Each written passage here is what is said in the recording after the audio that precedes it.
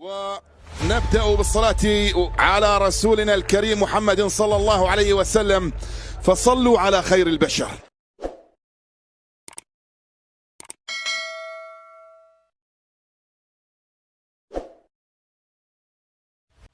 السلام عليكم ورحمة الله وبركاته متابعينا الكرام، أهلا ومرحبا بكم في فيديو جديد ومباراة جديدة للمنتخب المغربي الأولمبي ضمن مباريات الجولة الثانية وأولمبياد باريس 2024. ولكن قبل ما نعرف التفاصيل وموعد المباراة والقنوات الناقلة والمعلقين، توقعاتكم معنا في التعليقات من يفوز في هذه المباراة ومن يحصل 3 نقاط مهمين، ونتمنى دعمنا بالاشتراك في القناة ولايك للفيديو وتعطيل التعليقات.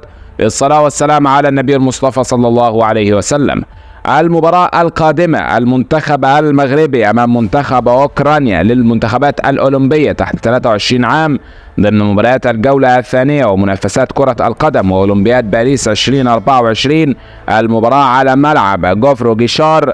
القناة الناقلة المغربية الرياضية والمعلق غير معروف حتى الآن، وقنوات بين سبورت 2 والمعلق جواد بدة. انتظرونا، سننقل لحضراتكم أحداث هذه المباراة على قناتنا إن شاء الله، فتابعونا. يذكر بأن المنتخب المغربي انتصر في مباراة الجولة الأولى على المنتخب الأرجنتيني بهدفين مقابل هدف في مباراة دراماتيكية وأحداث رائعة في هذه المباراة. المباراة القادمة للمنتخب المغربي أمام أوكرانيا يوم السبت القادم في تمام الساعة 6 مساء بتوقيت القاهرة ومكة المكرمة والعراق، و4 عصرا بتوقيت تونس والمغرب والجزائر. توقعاتكم معنا في التعليقات، من يفوز في هذه المباراة ومن ينتصر في هذه القمة ويحصل 3 نقاط مهمين. نتمنى التوفيق لأشبال الأطلس في هذه المباراة ضمن مباريات أولمبياد باريس 2024. شكرا لكم والسلام عليكم ورحمة الله وبركاته.